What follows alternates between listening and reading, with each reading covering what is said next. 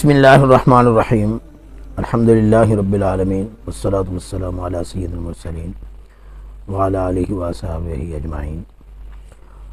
محترم سامعین ناظرین، السلام علیکم ورحمۃ اللہ وبرکاتہ۔ آج کے میں اپنے عالمی تنظیم تحفظ اوراق یوٹیوب چینل کے ناظرین کو زکوٰۃ کے چند احکام انشاءاللہ العزیز بتاؤں گا۔ اللہ تبارک و تعالیٰ سے دعا ہے کہ ہم مسلمانوں کو زکوٰۃ کے صحیح احکام سمجھنے کی توفیق عطا فرمائے اور زکوٰۃ ادا کرنے کی توفیق عطا فرمائے۔ دوستان محترم، اللہ تبارک و تعالیٰ نے ہمارے بدن پر اور ہمارے اموال پر کچھ چیزیں فرض فرمائی ہیں۔ جو بدن پر ہیں ان کو عبادات بدنیہ کہا جاتا ہے، اور جو ہمارے مال میں فرائض شریعت پاک نے رکھے ان کو عبادات مالیہ اور فرائض مالیہ کہا جاتا ہے۔ اور جہاں پر کچھ بدن صرف ہوتا ہے اور کچھ مال صرف ہوتا ہے تو اس کو کہا جاتا ہے مالی و بدنی عبادت۔ زکوٰۃ جو ہے یہ ایک مالی عبادت ہے اور فرض عین ہے۔ اس کی فرضیت کا جو منکر ہے وہ دائرہ اسلام سے خارج قرار پاتا ہے۔ اس کے بارے میں عموماً دوست سوال کرتے ہیں کہ زکوٰۃ کس چیز پر فرض ہوتی ہے کیسے، تو اس کو ہم چند ویڈیوز میں انشاءاللہ العزیز بیان کریں گے۔ آپ ہمارے چینل کی آنے والی زکوٰۃ کے متعلق بھی ویڈیوز جب دیکھ لیں گے انشاءاللہ تعالی تو کافی امید ہے کہ زکوٰۃ کے بارے میں آپ کافی کچھ جان لیں گے۔ اس میں سب سے پہلی جو بات یہ ہے کہ مال نقد جس کو کہتے ہیں زکوٰۃ کی فرضیت ہوتی ہے مال نقد پر، مال تجارت پر۔ مال نقد میں جو چیز شامل ہوتی ہے وہ سونا، چاندی اور کرنسی، خواہ وہ اپنے ملک کی ہو یا کسی اور ملک کی کرنسی ہو۔ اسی طریقے سے انعام بانڈز جو ہیں یہ بھی مال نقد میں شامل ہیں۔ تو اس پر زکوٰۃ ادا کرنے کا طریقہ یہ ہے، ان چیزوں پر سونا چاندی خواہ کسی بھی شکل میں ہے، وہ کسی زیور کی شکل میں ہے یا کسی برتن کی شکل میں ہے یا وہ ویسے ڈھیلے بنے ہوئے ہیں سونے چاندی کے، تو ان تمام پر زکوٰۃ ہر صورت میں فرض ہے۔ اور سونے چاندی کے جو وزن کا اعتبار ہے، جس طرح کہ عام عموماً طور پر بتایا جاتا ہے کہ سونے میں 7.5 تولے اور چاندی 52.5 تولے ہونے چاہیے، آج کل اس چیز کا لحاظ نہیں رکھا جائے گا، یعنی وزن کا لحاظ آج کل نہیں رکھا جائے گا، کیونکہ عموماً جس کے پاس سونا یا چاندی ہوتی ہے اس کے پاس کچھ نہ کچھ اضافی رقم بھی ہوتی ہے، اس کی ضروریات سے ہٹ کر، اس کے اپنے اخراجات سے ہٹ کر کچھ نہ کچھ نقدی رقم اس کے پاس موجود ہوتی ہے۔ تو مال نقد ایک ایسی چیز ہے وہ کا کسی انعامی بانڈ کی شکل میں ہے اس کے پاس یا کسی کرنسی کی شکل میں ہے اس کے پاس، تو وہ مال نقد ہی قرار پائے گا۔ لہٰذا سونا خواہ چند گرام ہے اور چند تولے ہے، اور چاندی خواہ چند گرام ہے چند تولے ہے، تو چند ایک روپوں کی وجہ سے یا دیگر ملکی غیر ملکی کرنسی کی وجہ سے وہ مال نقد ہے۔ تو اس کی زکوٰۃ نکالنے کا جو بہترین طریقہ ہے آسان وہ یہ ہے کہ آپ یہ نہ دیکھیں کہ 7.5 تولے سونا ہے یا نہیں،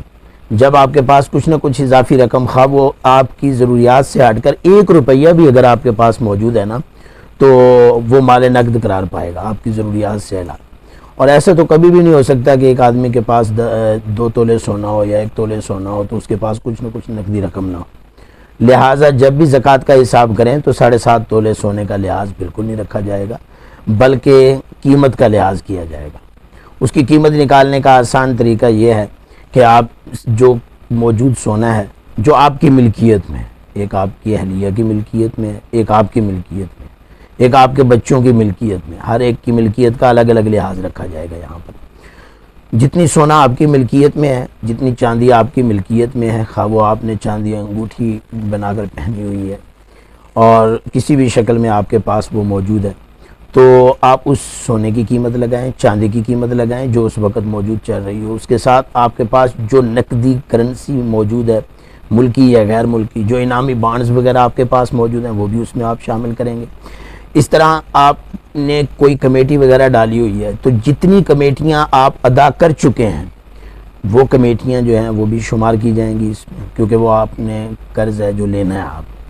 اس کے علاوہ اور کوئی قرضہ آپ نے اگر کسی سے لینا ہے تو وہ بھی اس میں شامل کریں گے۔ اس کے ساتھ آپ نے مال تجارت اپنے کا حساب لگانا ہے۔ مال تجارت کے معنی ہے کہ کوئی بھی مال جو بیچنے کی نیت سے خریدا گیا ہو، وہ خاص زمین ہے، دکان ہے، مکان ہے، گاڑی ہے، یا کسی بھی شکل میں وہ مال ہے آپ کے پاس، تو وہ مال تجارت قرار پائے گا آپ کا۔ تو اس سارے کو اکاؤنٹ لگایا، اس کے یعنی کہ اکاؤنٹنگ کی جائے گی، اس کی مالیت لگائی جائے گی، اور اس کی مالیت لگانے میں بھی لحاظ قیمت فروخت کا ہے،